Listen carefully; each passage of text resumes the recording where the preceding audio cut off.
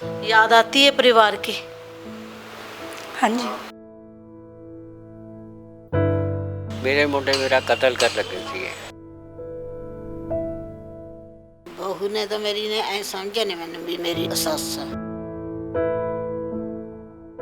ਮਨੁੱਖਤਾ ਦੀ ਸੇਵਾ ਸਭ ਤੋਂ ਵੱਡੀ ਸੇਵਾ ਤੇ ਹੀ ਸੰਦੇਸ਼ ਸਾਡੇ ਗੁਰੂ ਸਾਹਿਬਾਨ ਵੀ ਸਾਨੂੰ ਦੇ ਕੇ ਗਏ ਨੇ, ਜਿਨ੍ਹਾਂ ਦੇ ਪੂਰਨਿਆਂ ਤੇ ਚੱਲਦਿਆਂ ਬਹੁਤ ਸਾਰੇ ਸਮਾਜ ਸੇਵੀ ਇਸ ਸੇਵਾ ਦੇ ਵਿੱਚ ਲੱਗੇ ਹੋਏ ਨੇ।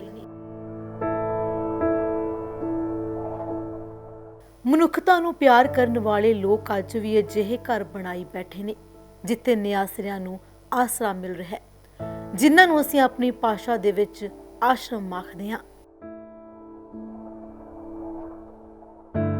ਕਹਿੰਦੇ ਨੇ ਕਿ ਬਜ਼ੁਰਗ ਘਰ ਦਾ ਜਿੰਦਾ ਹੁੰਦੇ ਨੇ, ਪਰ ਅੱਜ ਦੀ ਪੀੜ੍ਹੀ ਇਹਨਾਂ ਜਿੰਦਿਆਂ ਨੂੰ ਘਰਾਂ ਦੇ ਕੁੰਡਿਆਂ ਤੋਂ ਲਾ ਬਿਰਧ ਆਸ਼ਰਮਾਂ ਦੇ ਵਿੱਚ ਸੁੱਟ ਰਹੀ ਹੈ।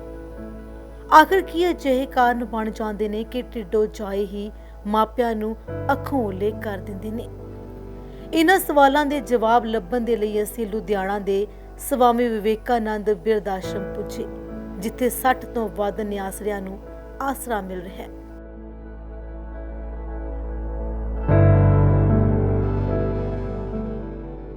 ਭਾਰਤੀ ਪਰਿਵਾਰ ਪਿਛਲੇ ਲੰਬੇ ਸਮੇਂ ਤੋਂ ਇਹ ਬਿਰਧ ਆਸ਼ਰਮ ਚਲਾ ਰਿਹਾ ਹੈ, ਜਿੱਥੇ ਬਜ਼ੁਰਗ ਆਪਣੀ ਰਹਿਣ ਦੀ ਜ਼ਿੰਦਗੀ ਬਤੀਤ ਕਰ ਰਹੇ ਨੇ ਤੇ ਅਜੋਕੇ ਸਮੇਂ ਅਨਿਲ ਭਾਰਤੀ ਇਸ ਆਸ਼ਰਮ ਨੂੰ ਚਲਾ ਰਹੇ ਨੇ।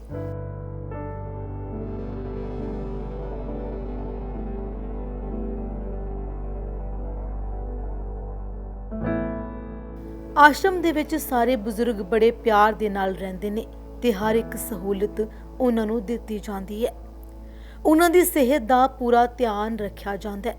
ਆਸ਼ਰਮ ਦੇ ਵਿੱਚ ਇੱਕ ਕਲੌਥ ਬੈਂਕ ਵੀ ਬਣਿਆ ਹੋਇਆ ਹੈ, ਜਿੱਥੇ ਲੋਕ ਨਵੇਂ ਤੇ ਪੁਰਾਣੇ ਕੱਪੜੇ ਦਾਨ ਕਰਦੇ ਨੇ।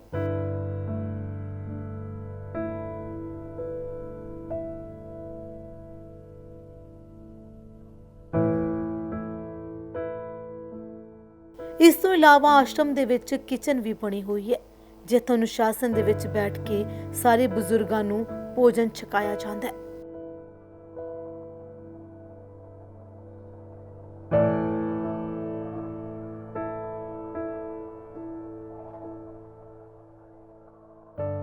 ਬੱਚਿਆਂ ਨੂੰ ਮੁਫਤ ਕੰਪਿਊਟਰ ਦੀ ਸਿਖਲਾਈ ਦੇ ਲਈ ਇੱਕ ਲੈਬ ਵੀ ਬਣਾਈ ਹੋਈ ਹੈ, ਜਿੱਥੇ ਬੱਚੇ ਕੰਪਿਊਟਰ ਦੀ ਸਿੱਖਿਆ ਹਾਸਲ ਕਰਦੇ ਨੇ।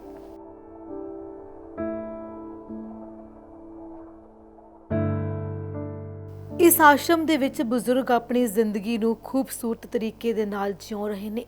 ਹੋਰ ਤਾਂ ਹੋਰ ਕਈਆਂ ਨੂੰ ਤਾਂ ਇਸ ਆਸ਼ਰਮ ਦੇ ਨਾਲ ਇੰਨਾ ਪਿਆਰ ਹੋ ਗਿਆ ਕਿ ਜੇਕਰ ਉਹਨਾਂ ਦੇ ਬੱਚੇ ਉਹਨਾਂ ਨੂੰ ਲੈਣ ਵੀ ਆਉਂਦੇ ਨੇ ਤਾਂ ਉਹ ਇਨਕਾਰ ਕਰ ਦਿੰਦੇ ਨੇ। ਬਜ਼ੁਰਗ ਮਾਤਾ ਸੀਤਾ ਦੇਵੀ ਦਾ ਕਹਿਣਾ ਹੈ ਕਿ ਉਹ ਪਿਛਲੇ 19 ਸਾਲਾਂ ਤੋਂ ਇਸ ਆਸ਼ਰਮ ਦੇ ਵਿੱਚ ਰਹਿ ਰਹੇ ਨੇ ਤੇ ਆਸ਼ਰਮ ਦਾ ਵਾਤਾਵਰਣ ਇਸ ਤਰ੍ਹਾਂ ਦਾ ਕਿ ਉਹਨਾਂ ਦਾ ਆਸ਼ਰਮ ਵਿੱਚੋਂ ਜਾਣ ਨੂੰ ਬਿਲਕੁਲ ਜੀ ਨਹੀਂ ਕਰਦਾ। ਇਹ ਆਸ਼ਰਮ ਉਹਨਾਂ ਦੇ ਲਈ ਕਮਜ਼ੋਰੀ ਬਣ ਗਿਆ। ਬੀਜੀ ਕਿੰਨੇ ਟਾਈਮ ਤੋਂ ਤੁਸੀਂ ਇੱਥੇ ਰਹਿ ਰਹੇ ਹੋ? ਮੈਨੂੰ 19 ਸਾਲ ਹੋ ਗਏ, बीमा लगा है। 19 ਸਾਲ। हाँ, बीमा साल लगा है। ਬੀਜੀ ਕੀ ਕਾਰਨ ਬਣ ਗਿਆ ਸੀਗਾ ਤੁਹਾਨੂੰ ਇੱਥੇ ਆਸ਼ਰਮ ਦੇ ਵਿੱਚ ਰਹਿ ਕੇ? ਅਸੀਂ ਆਪਣੀ ਬੇਟਾ ਗੱਲ ਹੈ ਕਿ ਇਦਾਂ ਵੀ ਨੂੰ ਪੁੱਤ ਦਾ ਮਾਹੌਲ ਠੀਕ ਨਹੀਂ, ਸਾਨੂੰ ਪਸੰਦ ਨਹੀਂ ਸੀ ਆਇਆ, ਅਸੀਂ ਆ ਗਏ। 19 ਸਾਲ ਪਹਿਲਾਂ? ਹਾਂਜੀ, ਮੇਰੇ ਹਸਬੰਡ ਵੀ ਨਾਲ ਆਏ ਸੀ, ਉਹਨਾਂ ਦੀ ਡੈਥ ਹੋ ਗਈ ਹੋਈ ਹੈ। ਉਹ ਵੀ ਇੱਥੇ ਰਹਿੰਦੇ ਸੀਗੇ? ਹਾਂਜੀ, 11 ਸਾਲ ਦਾ, ਉਹ ਵੀ 11 ਸਾਢੇ 11 ਸਾਲ। ਹੁਣ ਜਿਹੜੇ ਤੁਹਾਡੇ ਬੱਚੇ ਕਿੰਨੇ ਨੇ ਬੀਜੀ? ਮੇਰੇ 3 ਬੇਟੀਆਂ, 1 ਬੇਟਾ। ਤਿੰਨੇ ਬੇਟੀਆਂ ਵਿਆਹੀਆਂ ਹੋਣਗੀਆਂ ਨਾ? 3 ਬੇਟੀਆਂ ਵੱਡੀਆਂ, ਮੈਂ ਬੇਟਾ ਛੋਟਾ। ਕਦੇ ਵੀ ਐ ਨਹੀਂ ਹੋਇਆ ਤੁਹਾਡੇ ਨੂੰਹ ਨੂੰ ਜਾਂ ਕਦੇ ਪੁੱਤ ਨੂੰ ਕਿ ਕਦੇ ਕਮੀ ਮਹਿਸੂਸ ਹੋਈ ਹੋਵੇ ਵੀ ਸਾਡੇ ਮਾਂ ਸਾਡੇ ਕੋਲ ਆ ਕੇ ਰਹੇ? ਕਹਿੰਦੇ ਆ ਲੇਕਿਨ ਮੈਨੂੰ ਇੱਥੋਂ ਦਾ ਵਾਤਾਵਰਨ ਇੰਨਾ ਪਸੰਦ ਆ ਗਿਆ ਕਿ ਮੈਂ ਜਾਣ ਦੇ ਹੱਕ 'ਚ ਨਹੀਂ ਆ। ਜਦੋਂ ਇੱਥੇ ਤੁਹਾਨੂੰ ਛੱਡ ਕੇ ਕੌਣ ਗਿਆ ਸੀ ਕਿ ਆਪਣੇ ਆਪ ਹੀ ਆ ਗਏ ਸੀ? ਅਸੀਂ ਆਪਣੇ ਆਪ ਹੀ ਆਏ ਸੀ। ਹੁਣ ਮਤਲਬ ਕਿ ਸਿਚੁਏਸ਼ਨ ਹੈਗੀ ਆ, ਉਹ ਕਹਿੰਦੇ ਵੀ ਵਾਪਸ ਆ ਜਾਓ। ਦੋਤੇ ਵੀ ਕਹਿੰਦੇ ਆ, ਦੋਤੇ ਵੀ ਅੱਛੀ ਜੌਬ 'ਤੇ ਲੱਗੇ ਹੋਏ, ITI ਕੰਪਨੀ ਆ ਸੈਂਚਰ ਜਿਹ 'ਚ ਲੱਗੇ ਹੋਏ ਆ, ਅਤੇ ਉਹ ਹੁਣ ਕਹਿੰਦੇ ਹੈਗੇ ਆ ਵੀ ਸਾਨੂੰ ਆ ਜਾਓ ਤੁਸੀਂ। ਲੇਕਿਨ ਮੈਂ ਇੱਥੋਂ ਛੱਡਣ ਨੂੰ ਤਿਆਰ ਨਹੀਂ। ਮੈਨੂੰ ਮਤਲਬ ਇੱਥੋਂ ਦਾ ਵਾਤਾਵਰਨ ਇੰਨਾ ਪਸੰਦ ਆਇਆ ਕਿ ਮੈਂ ਆਪਣੇ ਬੜੇ ਅੱਛੇ ਮਾਹੌਲ 'ਚ ਰਹਿੰਦੀ ਹਾਂ। ਅੱਛਾ ਮਾਹੌਲ ਹੈ ਸਾਡਾ, ਹਰ ਮਤਲਬ ਧਿਆਨ ਰੱਖਦੇ ਹੈਗੇ ਸਾਰਾ, ਸਾਨੂੰ ਫੈਸਿਲਿਟੀਜ਼ ਹੈਗੀਆਂ, ਸਾਨੂੰ ਮਤਲਬ ਕੋਈ ਕਮੀ ਨਹੀਂ, ਇੱਥੇ ਕੋਈ ਪਰੇਸ਼ਾਨੀ ਨਹੀਂ। ਕਿਵੇਂ ਫਿਰ ਦਿਨ ਦੀ ਸ਼ੁਰੂਆਤ ਕਿਵੇਂ ਕਰਦੇ ਹੋ ਤੁਸੀਂ? ਦਿਨ ਦੀ ਸ਼ੁਰੂਆਤ ਦੇਖੋ, ਸਵੇਰੇ ਸਾਂ ਥੋੜ੍ਹਾ ਜਿਹਾ ਪਾਠ ਪੂਜਾ ਕਰ ਲਈਦੀ ਆਪਣੀ, ਮੁੜ ਕੇ ਧਾਰਮਿਕ ਤੇ ਆਰਤੀ ਵਗੈਰਾ ਆਉਂਦੀ, ਚਲਿਸਤਾ ਆਉਂਦਾ, ਸਾਰਾ ਉਹ ਸੁਣਦੇ ਰਹੀਦਾ। ਫਿਰ ਉਸ ਤੋਂ ਬਾਅਦ ਪਟਿਆਲੇ ਵਾਲੀ ਮਾਤਾ ਦਾ ਜਿਹੜਾ ਹੈਗਾ ਆ ਬਈ ਆਉਂਦਾ ਹੈਗਾ ਭੇਟਾਂ ਆਉਂਦੀਆਂ, ਉਹ ਸੁਣਦੀ ਹੈਗੀ। ਪਿੱਛੋਂ ਪਿਆ ਕਥਾ ਆ ਜਾਂਦੀ, ਭਾਗਵਤ ਕਥਾ ਹੈਗੀ ਆ, ਤੇ ਇਹ 10 ਵਜੇ ਸ਼ੁਰੂ ਹੋ ਜਾਂਦੀ ਆ। ਇਹ 1 ਵਜੇ ਤੱਕ ਕਹਾਣੀ ਹੈਗੀ ਆ। ਸ਼ਾਮ ਨੂੰ ਫਿਰ ਇਹ 3 ਵਜੇ ਤੋਂ 6 ਵਜੇ ਤੱਕ ਕਹਾਣੀ ਆ। 1 ਵਜੇ ਤੋਂ ਬਾਅਦ ਜਿਹੜੇ ਪੁਰਾਣੇ ਗਾਣੇ ਸੁਣ ਲੈਂਦੇ ਆ। ਫਿਰ ਪੂਰਾ ਪਹਿਲਾਂ ਵਾਲਾ ਟਾਈਮ ਵੀ ਯਾਦ ਆਉਂਦਾ ਹੋਊਗਾ ਗਾਣੇ ਸੁਣ ਕੇ। ਹਾਂਜੀ, ਬਾਕੀ ਪੰਡਤ ਜੀ ਆਉਂਦੇ ਸਾਡੇ 4 ਤੋਂ 5, 4:30 ਵਜੇ ਆਉਂਦੇ ਆ, 5:30 ਵਜੇ ਤੱਕ ਪੰਡਤ ਜੀ ਆਉਂਦੇ ਆ, ਜਿਹੜੇ ਕਿ ਕਥਾ ਕਰਦੇ ਆ। ਸ਼ਿਵ ਪੁਰਾਣ ਸ਼ੁਰੂ ਕੀਤਾ ਹੈ। ਤੇ ਖਾਣਾ ਵਗੈਰਾ ਤੁਹਾਨੂੰ ਕਿੰਨੇ ਟਾਈਮ ਮਿਲਦਾ ਪ੍ਰੋਪਰ? ਖਾਣਾ ਸਾਨੂੰ 3 ਟਾਈਮ ਮਿਲਦਾ ਜੀ। 2 ਟਾਈਮ ਚਾਹ ਮਿਲਦੀ ਹੈ, 2 ਟਾਈਮ ਦੁੱਧ ਮਿਲਦਾ। ਫਿਰ ਕੋਈ ਮਤਲਬ ਕਿ ਤੰਗੀ ਨਹੀਂ ਹੈ। ਜਦੋਂ ਆਪਣਾ ਦਿਲ ਕਰਦਾ, ਜਦੋਂ ਤੁਸੀਂ ਦੁੱਧ, ਤੁਹਾਡੇ ਕੋਲ ਚਾਹ ਬਣਾ ਸਕਦੇ ਹੋ। ਖੰਡ, ਪੱਤੀ, ਸਾਬਣ ਵਗੈਰਾ ਸਭ ਕੁਝ ਤੁਹਾਨੂੰ ਇੱਥੋਂ ਮਿਲਦਾ। ਬਿਸਕੁਟ ਵਗੈਰਾ ਹਰ ਚੀਜ਼ ਮਿਲਦੀ ਹੈ। ਅਤੇ ਅਸੀਂ ਦੇਖਿਆ ਬਹੁਤ ਸਾਰੀਆਂ ਬਜ਼ੁਰਗ ਬੀਬੀਆਂ, ਹੁਣ ਤਾਂ ਸਹੇਲੀਆਂ ਬਣ ਗਈਆਂ ਹੋਣਗੀਆਂ ਨਾ, ਗੱਲਾਂ ਬਾਤਾਂ ਪੂਰੀਆਂ ਕਰਦੇ ਹੋ ਫਿਰ? ਹਾਂ, ਗੱਲਾਂ ਬਾਤਾਂ ਕਰਦੇ ਰਹੀਦਾ ਪੂਰੀਆਂ, ਆਪਣੇ ਬੈਠੇ ਰਹੀਦਾ ਹੈਗਾ, ਗੱਲਾਂ ਬਾਤਾਂ ਕਰਦੇ ਰਹੀਦਾ ਹੈਗਾ। ਸਵੇਰੇ ਸ਼ਾਮ ਬਹਿ ਜਾਈਦਾ, ਦੁਪਹਿਰੇ ਆਪਣੀ ਰੈਸਟ ਕਰ ਲਈਦੀ ਆ ਕਥਾ ਸੁਣ ਲਈਦੀ ਆ। ਬਾਕੀ ਇੱਥੇ ਪੂਰਾ ਧਿਆਨ ਧੂਨ ਰੱਖਿਆ ਜਾਂਦਾ ਸਾਰਾ? ਜੀ, ਬਹੁਤ ਮਤਲਬ ਕਿ ਜਿਹੜੀਆਂ ਮੈਡਮਾਂ ਹੈਗੀਆਂ ਨਾ, ਸਾਡੀਆਂ ਬੇਟੀਆਂ ਨਾਲ ਵੱਧ ਸਾਨੂੰ ਨਹੀਂ ਲੱਗਦਾ ਉਹ ਵੀ ਮੈਡਮਾਂ, ਸਾਨੂੰ ਇੱਧਰ ਵਾਲੀ ਸਾਡੀ ਬੇਟੀਆਂ। ਇਸੇ ਤਰ੍ਹਾਂ ਨਿਰਮਲਾ ਤੇ ਜਸਪਾਲ ਕੌਰ ਦੀ ਵੀ ਆਪਣੀ ਕਹਾਣੀ ਹੈ। ਇੱਕ ਪੁੱਤ ਤੋਂ ਦੁਖੀ ਹੈ ਤੇ ਦੂਜੀ ਨੂੰਹ ਤੋਂ ਦੁਖੀ ਹੈ। ਕਿੰਨਾ ਟਾਈਮ ਹੋ ਗਿਆ ਵੀ ਜੀ ਤੁਹਾਨੂੰ? ਮੈਨੂੰ ਤੀਜਾ ਮਹੀਨਾ ਲੱਗ ਗਿਆ। ਤੁਹਾਨੂੰ ਵੀ? ਮੈਨੂੰ 6 ਸਾਲ ਹੋ ਗਏ। ਵੈਸੇ ਤੁਸੀਂ ਬੀਜੀ ਕਿੱਥੋਂ ਦੇ ਰਹਿਣ ਵਾਲੇ? ਇੱਥੇ ਲੁਧਿਆਣੇ ਦੇ ਹੀ। ਲੁਧਿਆਣੇ ਦੇ। ਕੀ ਕਾਰਨ ਬਣ ਗਈ ਸੀਗੀ ਬੀਜੀ ਵੀ ਇੱਥੇ ਤੁਹਾਨੂੰ ਆਉਣਾ ਪੈ ਗਿਆ? बस थोड़ी सी मजबूरी हो गई और कुछ नहीं। मैं अपने लड़के के घर रहती थी, 4 महीने वहाँ पे थी। फिर मुझे वहाँ अच्छा नहीं लगा, फिर मैं इधर आ गई, वो मुझे छोड़ गई यहाँ। ਘਰ 'ਚ ਹੋਰ ਕੌਣ ਕੌਣ, ਬੱਚੇ ਕਿੰਨੇ ਨੇ ਤੁਹਾਡੇ? बच्चे में 3 हैं, 2 लड़कियाँ, 1 लड़का। ਲੜਕੇ ਦਾ ਮੈਰਿਜ ਹੋ ਗਈ, ਵਿਆਹ ਹੋ ਗਿਆ? हाँ जी। ਤੇ ਕਦੇ ਲੜਕਾ ਖੁਦ ਛੱਡ ਕੇ ਗਿਆ ਸੀ ਇੱਥੇ ਤੁਹਾਨੂੰ? हाँ जी। ਲੜਕਾ ਖੁਦ ਛੱਡ ਕੇ ਗਿਆ, ਤੁਸੀਂ ਖੁਦ ਆ ਗਏ ਸੀ? नहीं, मेरी बड़ी बेटी छोड़ के गई है। ਬੇਟੇ ਕੋਲ ਕਿਉਂ ਨਹੀਂ ਰਹੇ ਤੁਸੀਂ? बेटे को बस मैं शुरू से हम दोनों इकट्ठे रहते थे, हस्बैंड मतलब मैं। तो इनकी डेथ हो गई अभी दिसंबर में। उसके बाद फिर मैं अपनी मतलब बेटी मेरी ले गई मुझे, मेरी बहू ऐसे ही थी बस, तो बेटी ले गई मुझे। 4 महीने हम वहाँ पे थे, फिर मुझे वहाँ अच्छा नहीं लगा। फिर मैंने कहा भी मुझे यहाँ नहीं रहना। फिर उसने यहाँ पता किया, फिर मुझे यहाँ ले आई, फिर तभी से मैं यहीं पर हूँ। ਗੱਲਬਾਤ ਹੁੰਦੀ ਹੈ ਪਰਿਵਾਰ ਦੇ ਨਾਲ, ਬੇਟੀਆਂ ਦੇ ਨਾਲ? अभी कल आई थी बड़ी बेटी मेरी, यहाँ होके गई है। हाँ जी। ਕਦੇ ਬੇਟੇ ਨੇ ਤੁਹਾਨੂੰ ਕਦੇ ਫੋਨ ਨਹੀਂ ਕੀਤਾ ਜਾਂ ਕੋਈ ਗੱਲਬਾਤ? ਕਦੇ ਨੂੰਹ ਨੇ कभी नहीं, नहीं। ਕੋਈ ਤੁਹਾਨੂੰ ਖਰਚਾ ਪਾਣੀ, ਕੋਈ ਪੈਸੇ ਜਾਂ ਕੁਝ ਇਦਾਂ ਦੀ ਚੀज़ ਦੇ ਕੇ ਜਾਂਦੇ ਨੇ? नहीं, खर्चा तो मेरी लड़की ही देती है, वही दे के जाती, जब आती तब दे देती मुझे, बड़ी वाली। ਵੀ ਜੀ ਤੁਹਾਡਾ ਕੀ ਕਾਰਨ ਬਣ ਗਿਆ 6 ਸਾਲਾਂ ਤੋਂ ਤੁਸੀਂ ਇੱਥੇ ਹੈਗੇ? ਮੇਰਾ ਇੱਕੋ ਬੇਟਾ ਤਾਂ ਉਹ ਹੀ ਪੂਰਾ ਹੋ ਗਿਆ। ਨੌਂ ਕਹਿੰਦੀ ਮੈਂ ਰੋਟੀ ਨਹੀਂ ਦੇਣੀ, ਕਹਿੰਦੀ ਆਪਣਾ ਹੀਲਾ ਕਰ ਲਓ, ਮੈਂ ਰੋਟੀ ਨਹੀਂ ਦੇਣੀ। ਵੈਸੇ ਤੁਸੀਂ ਕਿੱਥੋਂ ਦੇ ਰਹਿਣ ਵਾਲੇ ਹੋ? ਖੰਨੇ ਸ਼ਹਿਰ। ਬੇਟੀਆਂ ਹੈ ਨਹੀਂ ਕੋਈ ਤੁਹਾਡੇ? ਧੀਆਂ 2 ਹੈਗੀਆਂ, ਬਈਆਂ ਵੀ ਆ, ਉਹਨਾਂ ਕੋਲ ਮੈਂ ਰਹਿਣਾ ਨਹੀਂ ਚਾਹੁੰਦੀ। ਮੈਨੂੰ ਪਤਾ ਨਾ ਪ੍ਰਾਹੁਣਿਆਂ ਦੇ ਸੁਭਾਅ ਦਾ ਵੀ ਇਹੋ ਜਿਹੇ ਹੈ ਵੀ ਕਾਹਨੂੰ ਕੁੜੀਆਂ ਨੂੰ ਤੰਗ ਕਰਨਗੇ, ਵੀ ਮੈਂ ਨਹੀਂ ਰਹਿਣਾ। ਪੂਰੇ ਮੈਂ ਠੀਕ ਰਹਿੰਦੀ ਹਾਂ, ਇਹਨੂੰ ਬਿਲਕੁਲ ਠੀਕ ਰਹਿੰਦੀ। ਖਰਚਾ ਪਾਣੀ ਫਿਰ ਮਾੜਾ ਮੋਟਾ ਕੋਈ ਕਰਦਾ ਹੈ ਤੁਹਾਡਾ?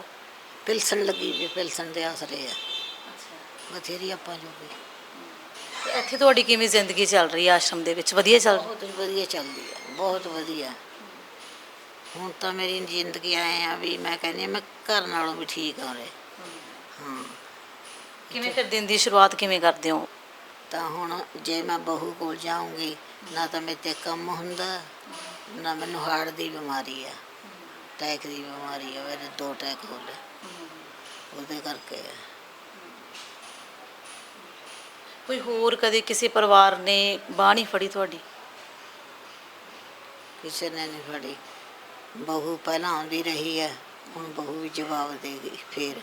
ਇਹ ਮਾੜਾ ਮੋਟਾ ਤੁਹਾਡਾ ਆਪਣੀ ਵੀ ਕੋਈ ਜ਼ਮੀਨ ਜਾਇਦਾਦ ਹੋਊਗੀ, ਜਿਵੇਂ ਤੁਹਾਡੇ ਹਸਬੈਂਡ ਚੋਂ ਨਹੀਂ ਹੈਗੇ, ਤੁਹਾਡਾ ਆਪਣਾ ਘਰ-ਬਾਰ ਹੋਊਗਾ, ਤਾਂ ਤੁਹਾਡਾ ਹੱਕ ਖੁਦ ਦਾ ਬਣਦਾ ਸੀਗਾ। ਘਰ-ਬਾਰ ਮੇਰੇ ਘਰ ਵਾਲੇ ਨੇ ਵੇਚਤਾ ਆਪਣਾ ਹਿੱਸਾ। ਇੱਕ ਦੋ ਕਮਰੇ ਤੇ ਇੱਕ ਕਮਰਾ ਵੇਚਤਾ, ਇੱਕ ਬਹੂ ਕੋਲ। ਬਹੂ ਨੂੰ ਆਪਾਂ ਕੁਝ ਕਹਿ ਨਹੀਂ ਸਕਦੇ, ਉਹਦੇ ਵੀ ਬੱਚੇ ਆ। ਕਦੇ ਪੋਤਾ ਪੋਤੀ ਜਾਂ ਤੁਹਾਡੇ ਜਿੰਨੇ ਵੀ ਹੈਗੇ ਆਉਂਦੇ ਨੇ ਤੁਹਾਨੂੰ ਮਿਲਣ ਵਾਸਤੇ, ਆਉਂਦੀ ਹੈ ਬਹੂ ਮਿਲਾਉਣ ਵਾਸਤੇ? ਨਾ ਪਹਿਲਾਂ ਆਉਂਦੀ ਸੀ, ਹੁਣ ਨਹੀਂ ਮਿਲਾਉਂਦੀ। ਹੁਣ ਤਾਂ ਪਰਾਂ ਨੂੰ ਮੂੰਹ ਕਰਦੇ ਆਂ ਪੁੱਤ ਦੇਖ ਕੇ। ਪਹਿਲਾਂ ਆਉਂਦੀ ਰਹੀ ਹੈ, ਅੱਜ ਤੇ 6 ਮਹੀਨੇ ਪਹਿਲਾਂ।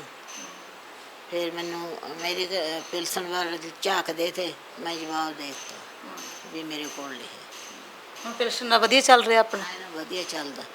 ਵੀ ਜੀ ਤੁਹਾਡਾ ਤਾਂ ਚਲੋ ਬੇਟਾ ਹੈਗਾ ਹਨਾ, ਕਿਉਂ ਇਹੋ ਜਿਹੇ ਹਾਲਾਤ ਬਣ ਜਾਂਦੇ ਨੇ ਕਿ ਮਾਂ ਪਿਓ ਜਿਹੇ ਨੇ ਰੁਲਣ ਵਾਸਤੇ ਮਜਬੂਰ ਹੋ ਜਾਂਦੇ? ਅਸੀਂ ਦੋਨੇ ਸੀਗੇ, ਅਸੀਂ ਇਕੱਠੇ ਮਤਲਬ ਅਲੱਗ ਹੀ ਰਹਿੰਦੇ ਸੀ ਸ਼ੁਰੂ ਤੋਂ ਹੀ।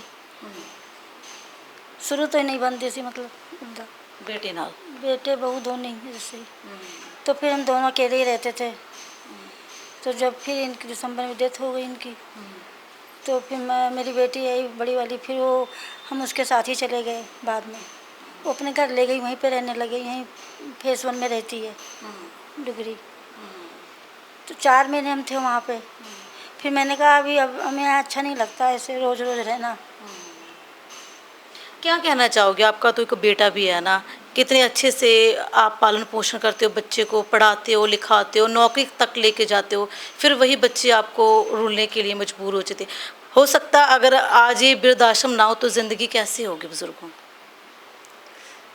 अगर मेरी बेटी ना होती तो फिर बस ऐसे ही। अच्छा, ऐसे यहाँ पर ठीक है सब है ना, खाना पीना सब कुछ ठीक है। याद आती है परिवार की? हाँ जी। कभी बेटे ने कुछ बात करनी चाहिए, या फिर आपकी वो जो बहू है उसने कभी बात करनी चाहिए, चलो हाल चाल ही पूछाते हैं नहीं, माँ? कभी नहीं। हाँ जी। ਸਾਨੂੰ ਕਹਿੰਦੇ ਜਿਉਂਦੇ ਹੀ ਮਰ ਗਏ। ਫਿਰ ਕਿਉਂ ਬੀਜੀ, ਕਿਉਂ ਲੱਗਦਾ? ਇੱਕ ਪਾਸੇ ਆਪਾਂ ਗੱਲਾਂ ਕਰਦੇ ਨਾ, ਆਪਣੇ ਧਰਮਾਂ ਦੇ ਵਿੱਚ ਗੱਲ ਕਰਦੇ ਹਾਂ ਨਾ, ਮਾਤਾ ਦਾ ਕਿੰਨਾ ਸਤਿਕਾਰ ਹੁੰਦਾ, ਮਾਂ ਦਾ ਸਤਿਕਾਰ ਹੁੰਦਾ, ਕਹੇ ਜੋ ਕਿਉਂ ਹਾਲਾਤ ਬਣ ਜਾਂਦੇ? ਕੀ ਲੱਗਦਾ ਕਿੱਥੇ ਕਮੀ ਰਹਿੰਦੀ ਹੈ, ਕਿ ਪਾਲਣ ਪੋਸ਼ਣ 'ਚ ਕਮੀ ਰਹਿੰਦੀ ਹੈ? ਬਹੂ ਨੇ ਤਾਂ ਮੇਰੀ ਨੇ ਐ ਸਮਝਿਆ ਨਹੀਂ ਮੈਨੂੰ ਵੀ ਮੇਰੀ ਸੱਸ ਆ। ਹੁਣ ਮਾੜੇ ਮੋਟੇ ਪੈਸੇ ਦਿੰਦੀ ਤੀ ਵੀ ਤਾਂ ਆਉਂਦੀ ਤੀ। ਹੁਣ ਮੈਂ ਪੈਸੇ ਤੇ ਜਮਾਂ ਹੀ ਬੰਦ ਕਰਤੇ। ਮੇਰੀ ਮੂਹਰੇ ਕੁੜੀਆਂ ਕਿਸੇ ਨੂੰ ਪਾਈਆ ਚੀਜ਼ ਦੇਣੀ ਪੈਂਦੀ ਹੈ ਹੈ, ਉਹਦੇ ਕਰਕੇ ਮੈਂ ਜਵਾਬ ਦੇ ਦਿੱਤਾ। ਹੁਣ ਮੇਰਾ ਭਤੀਜਾ ਮਰ ਗਿਆ ਤਾਂ ਉੱਥੇ ਆਈ ਤੀ, ਉਹਨੇ ਮੈਨੂੰ ਨਹੀਂ ਬੁਲਾਇਆ, ਨਾ ਮੇਰੇ ਪੋਤੇ ਨੇ ਬੁਲਾਇਆ। 2 ਪੋਤੇ ਆ ਮੇਰੇ, ਇੱਕ 10ਵੀਂ 'ਚ ਪੜ੍ਹਦਾ, ਇੱਕ 8ਵੀਂ 'ਚ। ਇੱਥੇ ਫਿਰ ਸਾਰਾ ਦਿਨ ਕਿਵੇਂ ਲੰਘ ਜਾਂਦਾ, ਕਿਵੇਂ ਸਾਰਾ? 4 ਬੀਬੀਆਂ ਇਕੱਠੀਆਂ ਹੋ ਕੇ ਬਹਿ ਜਾਂਦੀਆਂ, ਬਸ ਟਾਈਮ ਪੂਰਾ ਹੋ ਜਾਂਦਾ ਹੈ। ਤਾਸ਼ ਖੇਡ ਰਹੇ ਬਜ਼ੁਰਗ ਵੱਖੋ ਵੱਖਰੀਆਂ ਥਾਵਾਂ ਦੇ ਨਾਲ ਸੰਬੰਧ ਰੱਖਦੇ ਨੇ ਤੇ ਹਰ ਇੱਕ ਦੀ ਆਪਣੀ ਇੱਕ ਕਹਾਣੀ ਹੈ, ਤੇ ਇਸੇ ਕਹਾਣੀ ਨੂੰ ਅਸੀਂ ਜਾਣਨ ਦੀ ਕੋਸ਼ਿਸ਼ ਕਰਦੇ ਹਾਂ।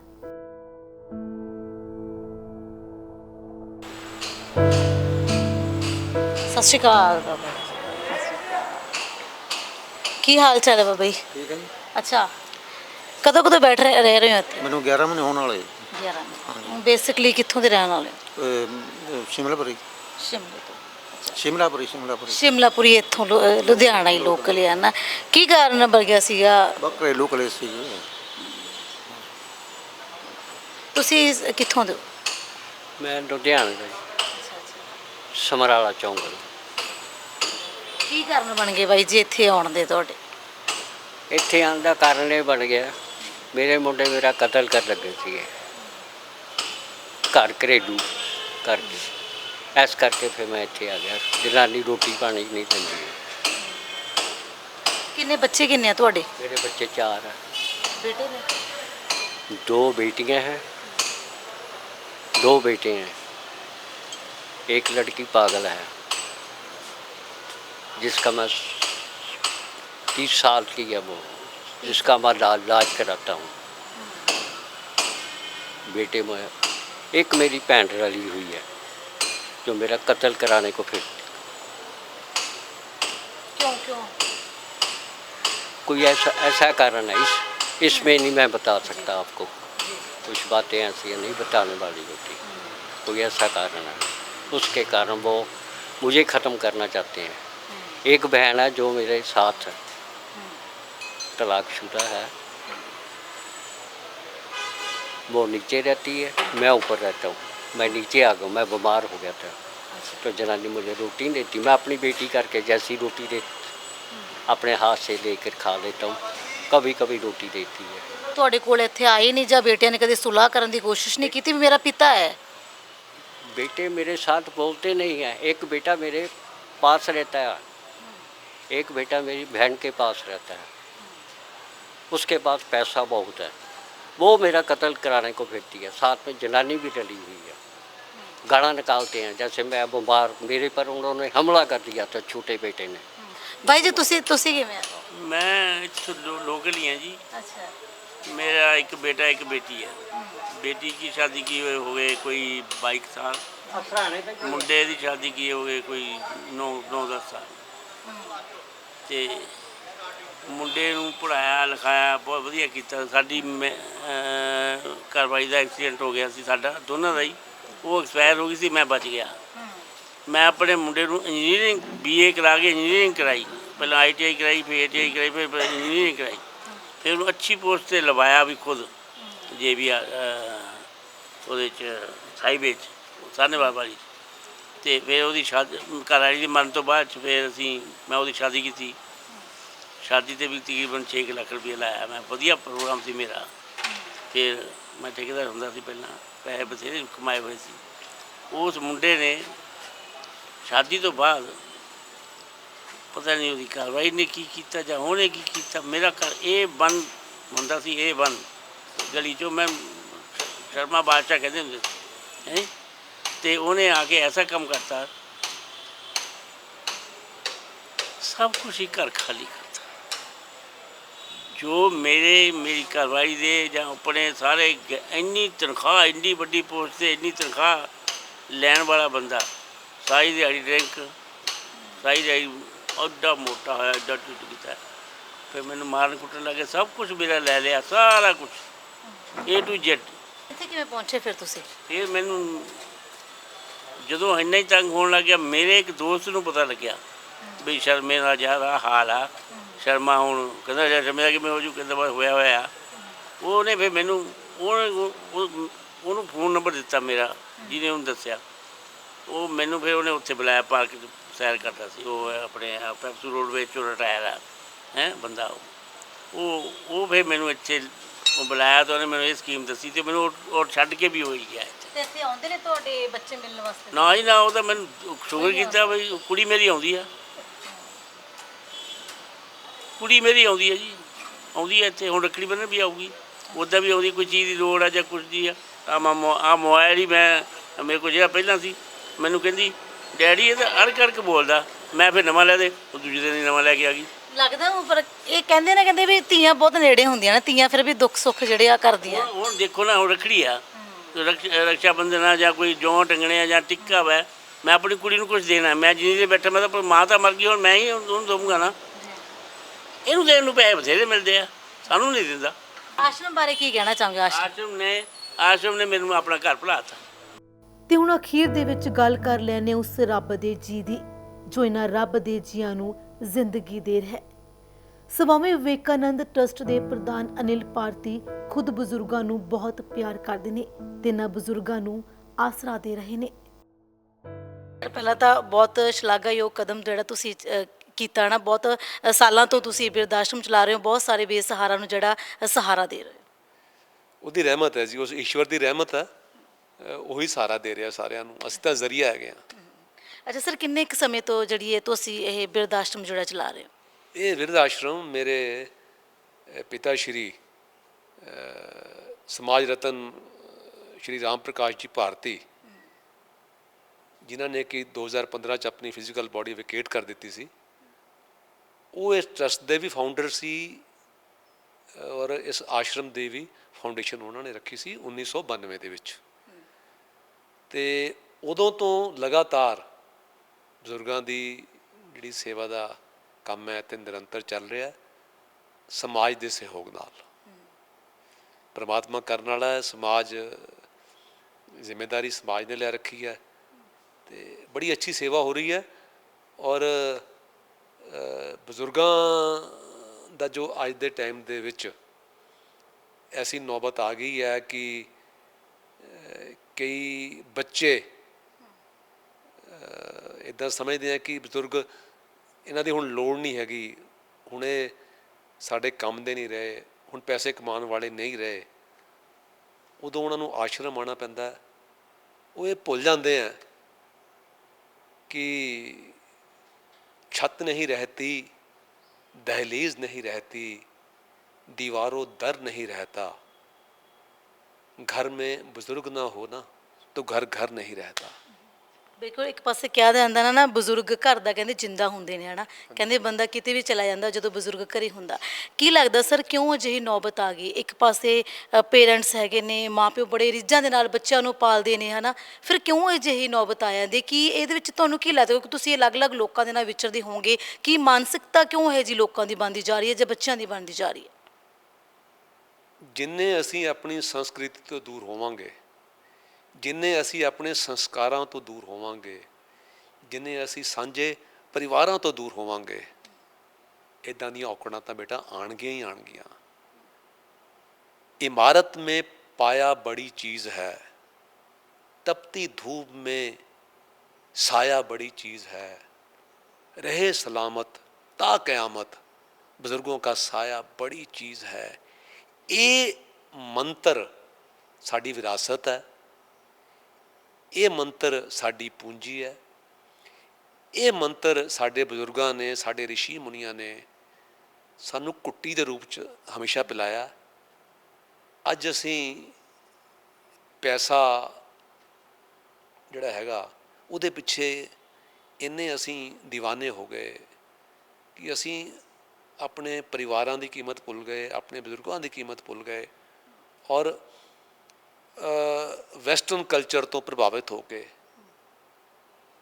ਸਾਨੂੰ ਲੱਗਦਾ ਹੈ ਕਿ ਅਸੀਂ ਐਸਾ ਸਮਝਦੇ ਹਾਂ ਕਿ ਛੋਟੇ ਪਰਿਵਾਰ, ਏਕਲ ਪਰਿਵਾਰਾਂ 'ਚ ਅਸੀਂ ਪੈ ਗਏ। ਉਹਦੇ ਨਾਲ ਉਹਨਾਂ ਬਜ਼ੁਰਗਾਂ ਦੀ ਅਣਦੇਖੀ ਹੋ ਰਹੀ ਹੈ। ਯੂਜ਼ ਐਂਡ ਥਰੋ ਦਾ ਜਿਹੜਾ ਕਨਸੈਪਟ ਹੈ ਉਹ ਅੱਗੇ ਚੀਜ਼ਾਂ 'ਤੇ ਲਾਗੂ ਸੀਗਾ, ਹੁਣ ਇਨਸਾਨਾਂ 'ਤੇ ਲਾਗੂ ਹੋ ਗਿਆ। ਬਿਲਕੁਲ ਇੱਕ ਪਾਸੇ ਅਸੀਂ ਕਹਿੰਦੇ ਹਾਂ ਸਰ ਅਸੀਂ ਬਾਹਰਲੇ ਮੁਲਕਾਂ ਕੈਨੇਡਾ ਅਮਰੀਕਾ ਦੀ ਅਸੀਂ ਉਦਾਹਰਨ ਦਿੰਦੇ ਕਿ ਅਸੀਂ ਉਹਨਾਂ ਦੇ ਨਕਸ਼ੇ ਕਦਮਾਂ 'ਤੇ ਚੱਲ ਰਹੇ ਹਾਂ। ਜਦੋਂ ਅਸੀਂ ਬਰਾਬਰੀ ਦੀ ਗੱਲ ਕਰ ਰਹੇ ਹਾਂ, ਪਰ ਇਹ ਬਰਾਬਰੀ ਵੀ ਕਿੱਥੋਂ ਦੀ ਕਿ ਅਸੀਂ ਆਪਣੇ ਪਰਿਵਾਰ ਰਿਸ਼ਤੇ ਹੀ ਖਤਮ ਕਰ ਦਈਏ। ਦੇਖੋ ਹਰ ਸੰਸਕ੍ਰਿਤੀ 'ਚ ਕੋਈ ਨਾ ਕੋਈ ਚੰਗੀ ਚੀਜ਼ ਹੁੰਦੀ ਹੈ, ਕੋਈ ਮਾੜੀ ਵੀ ਹੁੰਦੀ ਹੈ। ਜੇ ਅਸੀਂ ਲੈਣੀ ਹੈ ਕਿਤੋਂ ਤਾਂ ਕੋਈ ਚੰਗੀ ਚੀਜ਼ ਲਈਏ, ਹੈ ਨਾ। ਅਸੀਂ ਜਿਹੜਾ ਸਾਡਾ ਪਿਛੋਕੜ ਹੈ, ਅਸੀਂ ਉਹਨੂੰ ਜੇ ਭੁੱਲਾਂਗੇ ਤਾਂ ਅਸੀਂ ਬਿਖਰ ਜਾਵਾਂਗੇ। ਅੱਜ ਤੁਸੀਂ ਦੇਖ ਰਹੇ ਹੋ ਸਮਾਜ ਦੀ ਦਸ਼ਾ ਕੀ ਹੈ, ਦੁਰਦਸ਼ਾ ਹੋ ਰਹੀ ਹੈ। ਕੋਈ ਦਿਸ਼ਾ ਦੇਣ ਵਾਲਾ ਸਮਾਜ ਨੂੰ ਹੈ ਨਹੀਂ। ਬੱਚੇ ਨਸ਼ਿਆਂ ਵੱਲ ਜਾ ਰਹੇ ਹੈ ਔਰ ਜਿਹੜੀ ਅੱਜ ਦੀ ਪੀੜ੍ਹੀ ਹੈ ਜਾਂ ਤਾਂ ਨਸ਼ਿਆਂ ਵੱਲ ਜਾ ਰਹੀ ਹੈ ਤੇ ਜਾਂ ਵਿਦੇਸ਼ਾਂ ਨੂੰ ਜਾ ਰਹੀ ਹੈ। ਇੱਥੇ ਅਸੀਂ ਇੱਦਾਂ ਦਾ ਮਾਕੂਲ ਮਾਹੌਲ ਹੀ ਤਿਆਰ ਨਹੀਂ ਕਰ ਪਾ ਰਹੇ ਕਿ ਅਸੀਂ ਬੱਚਿਆਂ ਨੂੰ ਚੰਗੇ ਸੰਸਕਾਰ ਦੇ ਕੇ ਆਪਣੀ ਜ਼ਮੀਨ ਨਾਲ ਜੋੜੀਏ, ਆਪਣੇ ਪਰਿਵਾਰਾਂ ਨਾਲ ਜੋੜੀਏ, ਆਪਣੇ ਬਜ਼ੁਰਗਾਂ ਨਾਲ ਜੋੜੀਏ। ਸਰ ਇਸ ਸਮੇਂ ਟਰਸਟ ਦੇ ਵਿੱਚ ਕਿੰਨੇ ਜਿਹੜੇ ਬਜ਼ੁਰਗ ਹੈਗੇ ਨੇ? ਇਸ ਵੇਲੇ 60 ਦੇ ਕਰੀਬ ਹੈਗੇ ਬੇਟਾ ਇੱਥੇ ਬਜ਼ੁਰਗ। ਜੀ ਜੀ ਜੀ। ਤੇ ਸਰ ਤੁਸੀਂ ਇੰਨਾ ਲੰਬੇ ਸਮੇਂ ਤੋਂ ਟਰਸਟ ਹੈ ਨਾ ਤੁਸੀਂ ਚਲਾ ਰਹੇ ਹੋ, ਤੁਹਾਡਾ ਪਰਿਵਾਰ ਚਲਾ ਰਿਹਾ, ਕੀ ਲੱਗਦਾ ਬਜ਼ੁਰਗਾਂ ਦੀ ਗਿਣਤੀ ਵਧੀ ਹੈ? ਕਿੰਨੀ ਕੁ ਵਧੀ ਹੈ ਇੰਨੇ ਸਾਲਾਂ ਦੇ ਦੌਰਾਨ? ਬਜ਼ੁਰਗਾਂ ਦੀ ਗਿਣਤੀ ਆਸ਼ਰਮ ਦੀ ਗੱਲ ਕਰ ਰਹੇ ਹੋ? ਜੀ ਜੀ ਜੀ। ਨਹੀਂ, ਆਸ਼ਰਮ ਦੇ ਵਿੱਚ ਤਾਂ ਅਸੀਂ ਸਾਡੇ ਕੋਲੋਂ ਇੱਕ ਵਾਰੀ 80 85 90 ਤੱਕ ਵੀ ਅਸੀਂ ਪਹੁੰਚ ਗਏ ਸੀਗੇ। ਲੇਕਿਨ ਕੋਵਿਡ ਦੇ ਦੌਰਾਨ ਅਸੀਂ ਐਡਮਿਸ਼ਨਾਂ ਨਹੀਂ ਕੀਤੀਆਂ। ਕੁਝ ਬਜ਼ੁਰਗ ਕੋਵਿਡ ਦੇ ਦੌਰਾਨ ਇੱਥੋਂ ਚਲੇ ਵੀ ਗਏ। ਸਵਾਲ ਇਹ ਨਹੀਂ ਹੈ ਕਿ ਸਾਡੇ ਆਸ਼ਰਮ 'ਚ ਸੰਖਿਆ ਘਟੀ ਹੈ ਵਧੀ, ਸਵਾਲ ਇਹ ਹੈ ਕਿ ਸਮਾਜ ਦੀ ਦੁਰਦਸ਼ਾ ਕੀ ਹੈ। ਅੱਜ ਵੀ ਸਾਡੇ ਕਾਫੀ ਰੂਮ ਤਿਆਰ ਹੋ ਰਹੇ हैं, ਸਾਨੂੰ ਐਪਲੀਕੇਸ਼ਨਾਂ ਹਰ ਵੇਲੇ ਆ ਰਹੀਆਂ। ਬਜ਼ੁਰਗ ਆਉਣਾ ਚਾਹੁੰਦੇ ਹੈ, ਰਹਿਣਾ ਚਾਹੁੰਦੇ ਹੈ, ਪਰੇਸ਼ਾਨ ਨੇ। ਹਾਲਾਂਕਿ ਸਾਰੇ ਬਜ਼ੁਰਗ ਇੱਦਾਂ ਦੇ ਨਹੀਂ ਜਿਨ੍ਹਾਂ ਨੂੰ ਉਹਨਾਂ ਦੇ ਬੱਚੇ ਨਹੀਂ ਰੱਖ ਰਹੇ। ਕਈ ਐਸੇ ਬਜ਼ੁਰਗ ਨੇ ਜਿਨ੍ਹਾਂ ਨੇ ਸ਼ਾਦੀ ਨਹੀਂ ਕੀਤੀ, ਕਈ ਐਸੇ ਨੇ ਜਿਨ੍ਹਾਂ ਦੀਆਂ ਬੇਟੀਆਂ ਸਿਰਫ ਉਹਨਾਂ ਦੀ ਸ਼ਾਦੀ ਕਰਤੀ ਹੈ, ਹੁਣ ਕਿੱਥੇ ਰਹਿਣ। ਕਈ ਐਸੇ ਬਜ਼ੁਰਗ ਨੇ ਜਿਨ੍ਹਾਂ ਦਾ ਕੋਈ ਨੌਜਵਾਨ ਬੱਚਾ ਸੀ, ਉਹਦੀ ਡੈਥ ਹੋ ਗਈ ਹੈ, ਉਹਦੇ ਕੋਲ ਸਹਾਰਾ ਨਹੀਂ ਹੈ। ਲੇਕਿਨ ਕਾਫੀ ਵੱਡੀ ਜਿਹੜੀ ਗਿਣਤੀ ਆ ਉਹਨਾਂ ਲੋਕਾਂ ਦੀ ਹੈ ਜਿਨ੍ਹਾਂ ਦੇ 3-3 4-4 ਮੁੰਡੇ ਹੈਗੇ ਆ। ਉਹ ਕਹਿੰਦੇ ਆ ਨਾ, ਇੱਕ ਮਾਂ ਬਾਪ 7-8-10 ਬੱਚਿਆਂ ਨੂੰ ਵੀ ਪਾਲ ਲੈਂਦੇ ਆ, 8 ਬੱਚੇ ਮਿਲ ਕੇ ਇੱਕ ਮਾਂ ਬਾਪ ਨੂੰ ਬੋਝ ਸਮਝਦੇ ਆ, ਪਾਲ ਨਹੀਂ ਸਕਦੇ। ਉੱਦਾਂ ਦੀ ਸਥਿਤੀ ਬਣੀ ਹੋਈ ਹੈ। ਅਸੀਂ ਇੱਥੇ ਬਜ਼ੁਰਗਾਂ ਦੇ ਨਾਲ ਵੀ ਗੱਲਬਾਤ ਕੀਤੀ ਸੀ। ਉਹ ਕਹਿੰਦੇ ਸਾਡੀ ਕਮਜ਼ੋਰੀ ਬਣ ਗਿਆ, ਕਹਿੰਦਾ ਇਹ ਟਰਸਟ, ਕਹਿੰਦੇ ਇਹ ਆਸ਼ਰਮ ਅਸੀਂ ਜਾਣਾ ਨਹੀਂ ਚਾਹੁੰਦੇ। ਇਹੋ ਜਿਹਾ ਕੀ ਹੈ ਇਸ ਆਸ਼ਰਮ ਦੇ ਵਿੱਚ ਜਿਹੜੇ ਜਾਣਾ ਨਹੀਂ ਚਾਹੁੰਦੇ? ਇੰਨਾ ਪਿਆਰ ਉਹਨਾਂ ਦੇ ਵਿੱਚ ਆਪਸ ਦੇ ਵਿੱਚ ਹੈਗਾ। जब तक के बुज़ुर्गों की दुआ साथ है मेरे, साए की तरह लुत्फ़ खुदा साथ है मेरे, कर देते हैं बेवारिस को भी वे वारिस, ये बुज़ुर्ग खुदा का नूर होते हैं। ਤੁਸੀਂ ਇਹਨਾਂ ਨੂੰ ਆਪਣਾ ਮਾਂ-ਬਾਪ ਸਮਝੋ, ਤੁਸੀਂ ਇਹਨਾਂ ਦੀ ਸੇਵਾ ਇਸ ਤਰ੍ਹਾਂ ਕਰੋ ਜਿਵੇਂ ਤੁਹਾਨੂੰ ਈਸ਼ਵਰ ਨੇ ਇੱਕ ਸੇਵਾ ਦਾ ਦੁਰਲਭ ਮੌਕਾ ਦਿੱਤਾ ਹੈ। ਤੁਹਾਨੂੰ ਕੁਝ ਕਰਨ ਦੀ ਲੋੜ ਨਹੀਂ। ਤੁਹਾਡੀ ਜਿਹੜੀ ਉਹ ਭਾਵਨਾ ਹੈਗੀ ਹੈ ਇਹਨਾਂ ਦੀ ਸੇਵਾ ਕਰਨ ਦੀ, ਉਹ ਆਪਣੇ ਆਪ 'ਚ ਕਾਫੀ ਹੈ। ਬਾਕੀ ਚੀਜ਼ਾਂ ਦਾ ਇੰਤਜ਼ਾਮ ਆਪਣੇ ਆਪ ਹੋ ਜਾਂਦਾ ਹੈ। ਤੁਹਾਡਾ ਪਿਆਰ, ਤੁਹਾਡੀ ਸੇਵਾ ਉਹਨਾਂ ਨੂੰ ਬੰਨ੍ਹ ਲੈਂਦੀ ਹੈ। ਮੈਂ ਸਮਝਦਾ ਇਸੇ ਚੀਜ਼ ਦੀ ਉਹਨਾਂ ਨੂੰ ਲੋੜ ਵੀ ਹੈ, ਔਰ ਇਹ ਦੋਵੇਂ ਪਾਸੇ ਗੱਲ ਹੈ। ਉਹਨਾਂ ਨੂੰ ਲੋੜ ਹੈ, ਸਾਨੂੰ ਵੀ ਲੋੜ ਹੈ ਕਿ ਸਾਨੂੰ ਇੱਦਾਂ ਦੇ ਬਜ਼ੁਰਗ ਜਿਹੜੇ ਹੈਗੇ ਨੇ ਉਹਨਾਂ ਦੀ ਸੇਵਾ ਕਰਨ ਦਾ ਮੌਕਾ ਮਿਲੇ। ਸਾਡਾ ਵੀ ਇਹ ਇੱਕ ਬਹੁਤ ਵੱਡਾ ਸੁਭਾਗਿਆ ਹੈ, ਸਾਡੇ ਵਾਸਤੇ ਇੱਕ ਅਹੋਭਾਗਿਆ ਹੈ ਕਿ ਸਾਨੂੰ ਈਸ਼ਵਰ ਨੇ ਚੁਣਿਆ ਇਸ ਸੇਵਾ ਵਾਸਤੇ, ਔਰ ਉਹ ਇਹਦੀ ਸ਼ਕਤੀ ਵੀ ਆਪਣੇ ਆਪ ਦੇ ਰਿਹਾ ਹੈ, ਇਹਦੇ ਲਈ ਰਿਸੋਰਸਿਸ ਵੀ ਆਪਣੇ ਆਪ ਦੇ ਰਿਹਾ ਹੈ, ਤਾਕਤ ਵੀ ਆਪਣੇ ਆਪ ਦੇ ਰਿਹਾ। ਇਹਦੇ 'ਚ ਰੱਤਾ ਭਰ ਵੀ ਕੋਈ ਸ਼ੱਕ ਦੀ ਗੁੰਜਾਇਸ਼ ਨਹੀਂ। ਸਰ ਇਹ ਸਮਾਜ ਦਾ ਸਹਿਯੋਗ ਹੈ ਜਾਂ ਫਿਰ ਕੋਈ ਗਵਰਨਮੈਂਟ ਦਾ ਜਾਂ ਕੁਝ ਵੀ ਇਦਾਂ ਦਾ ਕੁਝ ਸਹਿਯੋਗ? ਜ਼ਿਆਦਾਤਰ ਸਮਾਜ ਦਾ ਸਹਿਯੋਗ ਹੈ। ਗੌਰਮੈਂਟ ਦੀਆਂ ਹੁਣ ਕੁਝ ਸਕੀਮਾਂ ਆ ਰਹੀਆਂ ਨੇ, ਆਉਣ ਵਾਲੇ ਸਮੇਂ 'ਚ ਮੈਨੂੰ ਲੱਗਦਾ ਕੁਝ ਨਾ ਕੁਝ ਹੋਏਗਾ, ਲੇਕਿਨ ਹੁਣ ਤੱਕ ਜਿਹੜਾ ਚੱਲਦਾ ਰਿਹਾ ਇਹ ਸਮਾਜ ਦਾ ਬਹੁਤ ਵੱਡਾ ਸਹਿਯੋਗ ਹੈ। ਜਿਹੜਾ ਸਾਡਾ ਸ਼ਹਿਰ ਹੈ ਲੁਧਿਆਣਾ, ਦਾਨਵੀਰਾਂ ਦੀ ਕਮੀ ਨਹੀਂ ਇੱਥੇ, ਔਰ ਜਿੱਥੇ ਕੋਈ ਸੇਵਾ ਦਾ ਕੰਮ ਹੋ ਰਿਹਾ ਹੋਵੇ ਲੋਕ ਇੱਕ ਦੂਜੇ ਤੋਂ ਵੱਧ ਚੜ੍ਹ ਕੇ ਉਸ ਯੱਗ 'ਚ ਆਪਣੀਆਂ ਆਹੂਤੀਆਂ ਪਾਉਂਦੇ ਆ। ਸਾਡੇ ਸ਼ਹਿਰ ਦਾ ਇਹ ਸੁਭਾਗਿਆ ਹੈ। ਹੋਰ ਵੀ ਮੈਨੂੰ ਲੱਗਦਾ ਤੁਸੀਂ ਕਾਫੀ ਕੰਸਟਰਕਸ਼ਨ ਦਾ ਕੰਮ ਵੀ ਚੱਲ ਰਿਹਾ, ਅੱਗੇ ਵਧਾ ਰਹੇ ਹੋ ਥੋੜਾ ਜਿਹਾ ਇਹ ਅੱਗੇ? ਹਾਂ, ਆਸ਼ਰਮ ਵੀ ਅੱਗੇ ਵਧ ਰਿਹਾ। ਜਿਹੜੀ ਸਾਡੀ ਟਰਸਟ ਹੈਗੀ ਹੈ ਉਹਦੇ ਵਿੱਚ ਬਿਰਧ ਆਸ਼ਰਮ ਵੀ ਹੈ, ਇਹਨਾਂ ਦੀ ਦੇਖ ਰੇਖ ਵਾਸਤੇ ਹਸਪਤਾਲ ਵੀ ਹੈ, ਫਿਜ਼ੀਓਥੈਰੇਪੀ ਸੈਂਟਰ ਵੀ ਹੈ, ਇਹ ਮੈਡੀਟੇਸ਼ਨ ਸੈਂਟਰ ਵੀ ਹੈ, ਇਹ ਸਪਿਰਚੁਅਲ ਲਾਇਬ੍ਰੇਰੀ ਹੈ, ਡੇ ਕੇਅਰ ਸੈਂਟਰ ਹੈ, ਕੱਪੜਾ ਬੈਂਕ ਹੈ, ਜਿਹ 'ਚ ਕੋਈ ਵੀ ਪਰਿਵਾਰ ਆਪਣੇ ਲਈ ਕੱਪੜੇ, ਜਿਹੜਾ ਕੋਈ ਲੋੜਵੰਦ ਪਰਿਵਾਰ ਹੈ ਆਪਣੇ ਕੱਪੜੇ ਲੈ ਕੇ ਜਾ ਸਕਦੇ ਆ। ਵੀਲ ਚੇਅਰ ਬੈਂਕ ਹੈ, ਕਿਸੇ ਨੂੰ ਵੀਲ ਚੇਅਰ ਚਾਹੀਦੀ ਹੋਵੇ। ਵਾਕਰ ਬੈਂਕ ਹੈ, ਬਜ਼ੁਰਗ ਨਹੀਂ ਚੱਲ ਪਾਉਂਦੇ, ਵਾਕਰ ਚਾਹੀਦਾ ਵਾਕਰ ਲੈ ਜਾਣ। ਹਸਪੀਟਲ ਵਾਲੇ ਬੈੱਡ ਨੇ, ਜੇ ਘਰ ਐਡਮਿਸ਼ਨ ਕਰਨੀ ਹੈ ਪੇਸ਼ੈਂਟ ਦੀ, ਹਸਪਤਾਲ ਨਹੀਂ ਦਾਖਲ ਕਰਾਉਣਾ, ਉਹ ਬੈੱਡ ਦੇ ਦਿੰਦੇ ਹਾਂ ਅਸੀਂ। ਕੰਪਿਊਟਰ ਸੈਂਟਰ ਹੈ ਜਿੱਥੇ ਬੱਚੀਆਂ ਫ੍ਰੀ ਕੰਪਿਊਟਰ ਸਿੱਖਦੀਆਂ ਨੇ। ਬੜੇ ਅੱਛੇ ਕੋਰਸਿਸ ਸਕਿੱਲ ਡਿਵੈਲਪਮੈਂਟ ਦੇ ਅਸੀਂ ਚਲਾ ਰਹੇ ਹਾਂ। ਅਕਾਊਂਟੈਂਟ ਤਿਆਰ ਕਰਨ ਵਾਸਤੇ ਇੰਗਲਿਸ਼ ਸਪੀਕਿੰਗ ਦੇ ਕੋਰਸ ਅਸੀਂ ਚਲਾ ਰਹੇ ਹਾਂ। ਅਸੀਂ ਬਿਊਟੀ ਟੈਕਨੀਸ਼ੀਅਨ, ਬਿਊਟੀ ਆਰਟਿਸਟ ਅਸੀਂ ਤਿਆਰ ਕਰ ਰਹੇ ਹਾਂ। ਤਰ੍ਹਾਂ ਦੇ ਕੋਰਸਿਸ ਵੀ ਚੱਲਦੇ ਆ ਅਤੇ ਸੇਵਾ ਦਾ ਕੰਮ ਵੀ ਚੱਲ ਰਿਹਾ।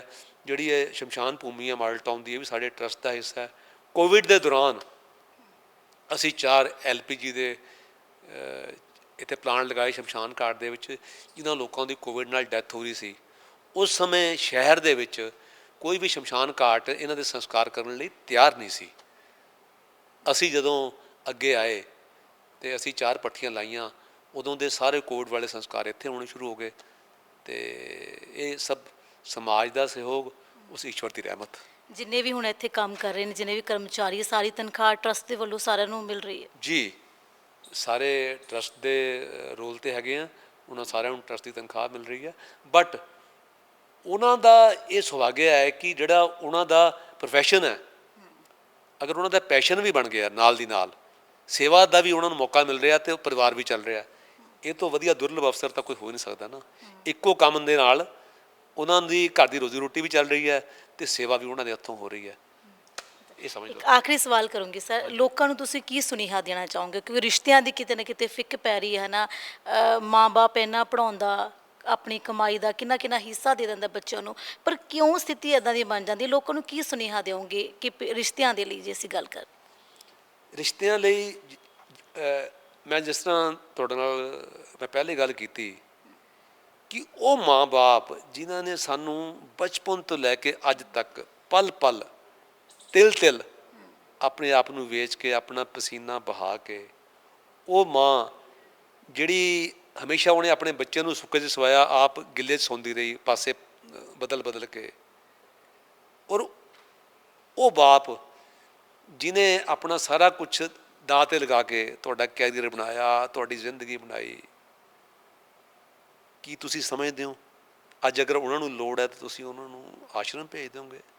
जिन्होंने उंगली पकड़ कदम ब कदम हमें चलना सिखाया, कभी घोड़ा बन पीठ पर, कभी कंधे पर, कभी सर पर बिठाया, हमारी हर ख्वाहिश, हर फरमाइश, हल्का इशारा पूरा किया। जो मांगा वह तो मिला, जो नहीं मांगा वह भी खुशी खुशी दिया। सचमुच कल तक वो कितने प्यारे थे, संसार में सबसे अनोखे, सबसे न्यारे थे। उम्र ने उनके चेहरों पे दस्तक दी, वो बुजुर्ग हुए। उनके चेहरे झुर्रियों से क्या सिकुड़े कि फासले बढ़ गए। कल तक जो आत्मीय थे, आदरणीय थे, आज दयनीय हो गए।